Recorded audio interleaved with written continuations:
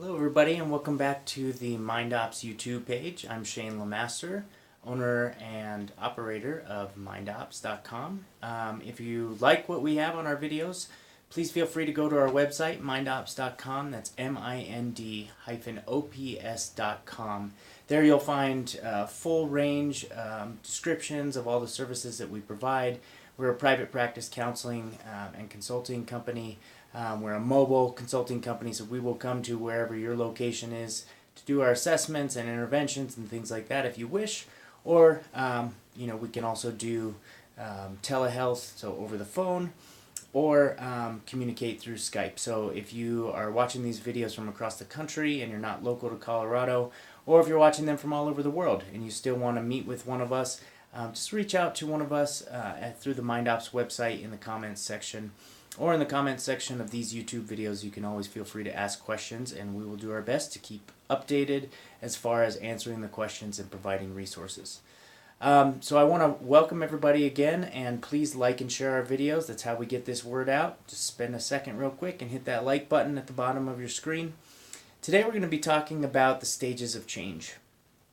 And this relates to any sort of change process, whether you're trying to change and come out of an addiction and move into recovery, trying to change maybe an athletic behavior that you don't want, trying to change behaviors within relationships, or just something that you're trying to improve in your own life. It's helpful to understand that change is a process. And although today I'll be sharing with you some of the Western psychology theories around change, there's lots of different theories and lots of different perspectives on change. So these are just some of what is most frequently researched and most frequently talked about within psychology circles, and these are the types of things you might find in individual or group counseling. So today we're going to talk about the change process, a little bit about what to expect in the change process, go over some of the models for change found in Western psychology, and then I would like to break down for you what my opinion of the personal change process is, as I've engaged this process quite a bit and still do in my life, and still try and change and evolve and optimize my experience as a human being and my behaviors and my interactions, just to fully live into this life most fully. So we're going to start over here on the whiteboard. All right, so the stages of change is what we're going to talk about today. I first want to start off by letting everyone know these important points. The change is usually nonlinear. So most of us tend to have some misconceptions around change. And most of us believe, so here's my little graph for misconceptions and expectations for change.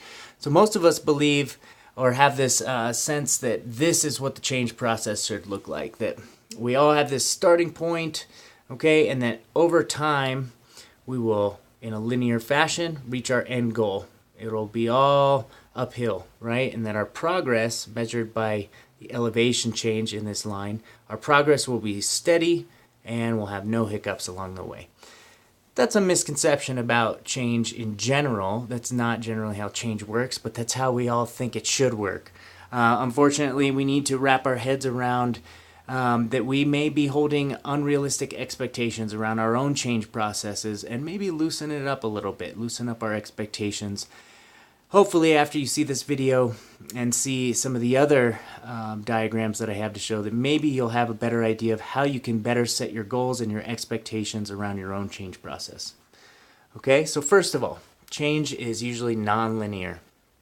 Number two, there's no time limit for change. And if someone's telling you that you have a certain amount of time to make this change, you might want to double guess what these people are telling you. So there's no time limit for change. Everyone changes in their own time, and everyone's change process, and also depending on what you're trying to change, will also dictate the amount of time it takes. A lot of people take a long time to change. Some people can change overnight. Some people can change in an instant. It's up to you, and that's okay. There's no time limit. So take your time with your change process, but make sure you're always moving forward. So the third important point I want to make apparent to you guys is that a desire to change must be present first in order for change to happen. I mean, if you think about it, how many times have you tried to change something about yourself, but didn't really have this desire to change that behavior? Or if you watch somebody try and change something about their behavior, maybe someone's been forced into some sort of addiction treatment program against their will. Maybe it's because their family wants them to get sober, or family wants to see change, but the person involved in the change process doesn't really want change themselves. Tends to not produce the outcomes that people are looking for. So a desire to change is almost, it's a requirement, basic requirement to start the change process off. If someone wants to change something, they have to want the change for themselves. They can't want to change for anyone else. That can sometimes work in the short term, but it's usually not sustainable, especially if the people they're changing for leave their life for some reason. I've seen that happen countless times where people will try and change for their kids or try and change for their spouse, and then maybe they'll get a divorce, so then the reason why they wanted to change in the first place is totally gone, and they fall back into their old behavior. So making sure that you want to change whatever you're trying to change for you, that you have reasons why you want to change this and how it will improve you. Okay? So back to the diagram. So I want to share with you guys what's called the trans-theoretical model of change. And this is also related to the stages of, also called the stages of change model. This is probably what you guys have seen in individual therapy or group therapies. This is one of the most commonly used theoretical models for change used in Western psychology today. It has a lot of research backing it up. But again, this is just a theory. So not everyone's change process is going to look like this. I like to share this not as a blueprint for what is definitely going to happen in your change process, but it's nice to share with people sort of what psychological science has found as far as commonalities in change processes, and this is kind of what this is for. So I like to share this as a means to provide a little bit of structure or a little bit of foundation for you as you're making your changes, so that so you can not only identify what stage of change you're currently in, but by doing so, by identifying what current stage you're in, you're also able to look ahead and see what you can expect right around the corner. Okay? So a lot of the time when we're in a change process, we just feel lost. We feel like, I've made all this change, but I don't know what to go from here, or I feel stuck, and I really don't know how to keep moving forward. And that's okay. It's okay to be stuck. Hopefully this model will help to unstick you a little bit, to give you a little bit of insight into not only where you're at now, but where to move forward. That way, when you're feeling lost next time, if you can identify what stage of change you're in, then at least you have some hope, and you can look forward to and start asking yourself questions, which stage is coming next, and what do I need to do to get myself to that stage, okay? So, in general, this is a 5-stage process, and I included relapse here. This is not a necessity in the process, but I just put it out here to the side because relapse back into old behaviors can happen at any point in this stage. It's not a requirement. It's not necessary. Not everyone relapses on old behaviors, but it is a possibility at any one of these stages. So we'll start at the first stage. And these are sort of in a progressive depiction, progressive model. So most people start down here with the pre-contemplation. Now I'm going to describe each of these stages just briefly, but if you guys have any further questions, I encourage you to look this model up on Google, or enter some questions into our comments, or reach out on mindops.com and ask those questions. So the pre-contemplation stage, this first stage right here. So at this stage, the individual is either unaware that they have a problem, or they're just not in the mindset where they want to even start thinking about change. So pre-contemplation, before thinking. So before thinking about the problem, this person may feel stuck or may feel okay with the behaviors that they're currently doing, or they may be in denial that there's a problem, okay? So pre-contemplation is the very beginnings, okay? So the next stage is when people start to become aware that there's a problem. So this is the contemplation stage. This is when people start to think about the problem. And this is all related to awareness, okay? So I put this over here. This is more like my own 3-step process for change, and I'll show you how it relates to this trans-theoretical model. Okay, so we get into the contemplation stage of change, and we start thinking about the problem. We are now aware that there's a problem going on, and we have to be aware first before we can make any sort of change. If we're not aware that there's a problem, then there's no reason to change it. So being aware of the problem and really having some mindfulness and some thought given to the problem is always a good starting point. So in the contemplation phase, we're not only thinking about it, but we're starting to prep ourselves. We're starting to prepare our minds and our bodies and our environments for the change coming. Okay, so part of thinking about your problem is also thinking about how you want to get out of the problem. You know, if it's a new exercise behavior that you want to do, maybe you want to start running regularly, you start thinking about, how am I going to make this happen? How am I going to structure this into my daily practice? How am I going to motivate myself when I don't want to run?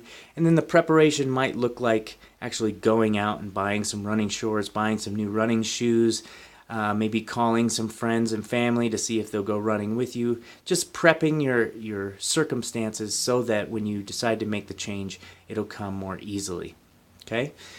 So the contemplation and preparation stage here also relates to my stage 2 of change, a vision for self. So it's really tough to change your behavior if you don't know what you want to change towards. If you don't know what your vision for your ideal self is in this domain. So again, we'll go back to exercise. Say someone wants to change their exercise behaviors and start running more. Well, they start thinking about running more, but maybe they don't have an idea of what their ideal self with this running behavior would look like. So in a session, I might ask a client, a hypothetical question. If you were running the way you wanted to be running, what would that look like? What would that feel like? How frequently would you be running? How long would you be running? How far would you be running? Would you be engaging with other people, or would you be doing it yourself? Would you be running in the mountains or on the street or on a track? So starting to think and really conceptualize this vision for yourself is super important in any domain of your life. Making sure that you sit down and think about, what is my ideal version of myself with this particular aspect of my life. And once you have that vision and it's clear in your mind, it's much easier to take forward action towards that. Okay? So once we establish that vision for yourself and you've been contemplating and preparing for the change, the next stage is determination. So this is when you start to make a commitment to yourself that this is what I'm going to do. Now you're not in the action phase yet, so you're not quite out hitting the pavement and running yet, but you are determined. You have set maybe a start date for this change process. Maybe if you're quitting smoking, that determination might look like setting that quit date.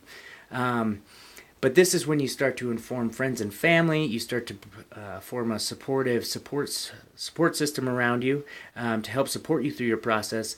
And you start to build up your confidence towards the change process. Change is difficult, and we don't tend to like change a lot. So it takes a lot of determination and motivation to push yourself past those negative thoughts that are trying to keep you in those old behaviors.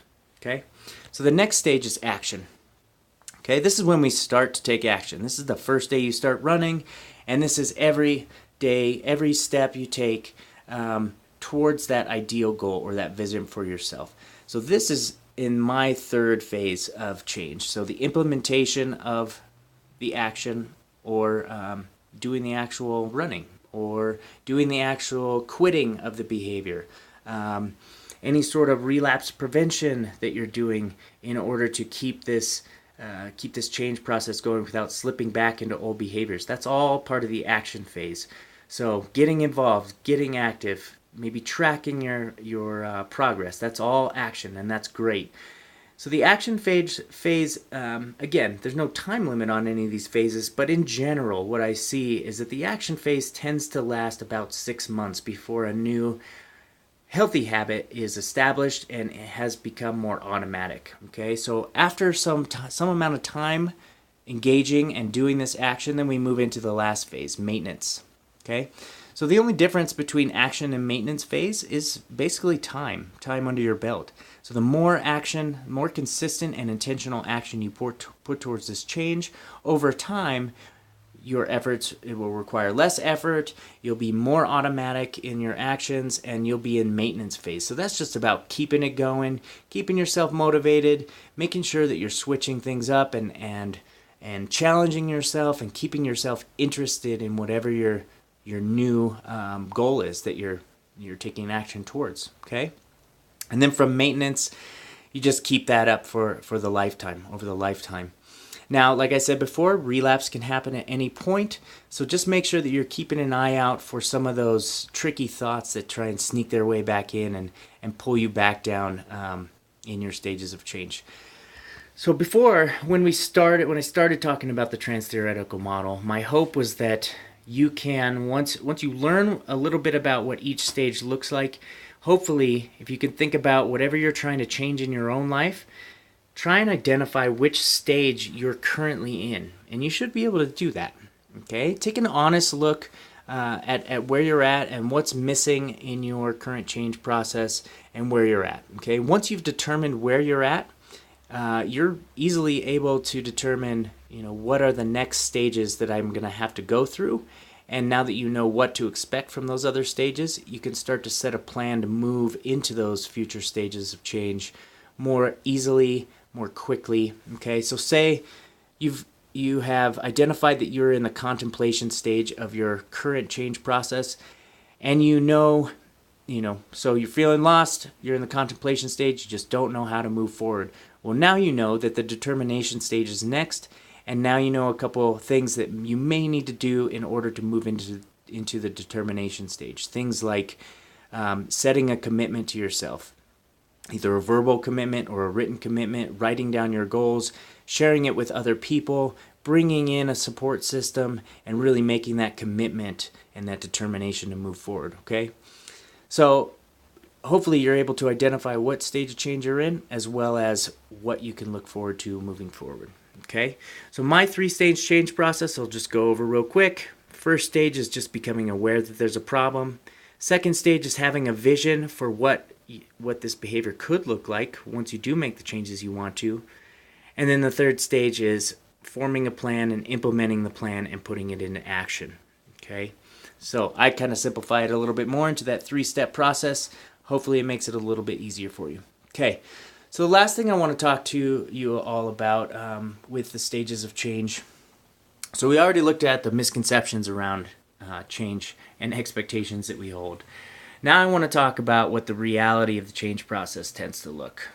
So this is my little depiction of what the change process can look like with some of its elements. So again, at the bottom here, this line represents the passing of time. This line represents progress, okay? So in the beginning stages, in pre-contemplation, we find ourselves stuck in the mud, okay? So we're having some kind of problem. We're not really motivated yet to change it. We're just feeling it. We are just stuck down here. This is pre-contemplation. So no hope for the future, no vision for the future, just stuck. Okay, so that's represented by this little man stuck in this pile of mud. Okay, so as we start to become more aware that we're stuck, that we are in a problem situation, that maybe we're drowning under all this pressure and this mud that we're trapped in, we suddenly have a desire to change. Okay, and we start thinking about what it is that we need to change. So we've gained some awareness, we've gained a little bit of traction, and now maybe we're in the next stage, contemplation, where we can pull ourselves out of the muck just enough to get to our knees and just hang out there for a little bit, okay? So you might have heard you got to walk before you run. That's very true. And you got to crawl before you walk, okay? And you got to get up onto your knees before you can even crawl. So this is a process. You can't just get out of the muck and start running off to the races, okay? Take it easy on yourself and just go step by step, okay? It's a process. So maybe you pull yourself out of the muck and you start crawling along your change process, moving really slow, but at least you're not feeling as stuck as you used to be, okay? Over a little bit of time, you may stand up from the crawling position. A little bit more progress, but not quite taken off yet. And that's still progress, okay? So pat yourself on the back for every step forward, okay? So you stand up, the next step is to start walking, start moving slowly. Okay, so maybe this is the determination phase. Actually, this would be the determination phase right here. Maybe this is the action phase. So you just start to take some action, moving slowly, testing the waters, assessing and reassessing your progress, tracking daily goals towards your larger goals, things like that. That can all be the action phase. This whole thing for the rest of this is action until we get up here to maintenance, okay? Till you've achieved your goal and now you're just maintaining the results, okay? So the process, oftentimes we start at this stuck place and we slowly move ourselves out of feeling stuck until we start to feel a little bit of progress. Okay, sometimes our progress can be pretty steep in the beginning. There's a quick learning curve when it comes to people when they want to change and they start seeing progress. They start to see a lot of progress right away if they keep up with it. Okay, so we'll notice progress. We'll notice little plateaus in our change process. Just expect that. Expect that sometimes you're going to feel like you're not having much movement forward.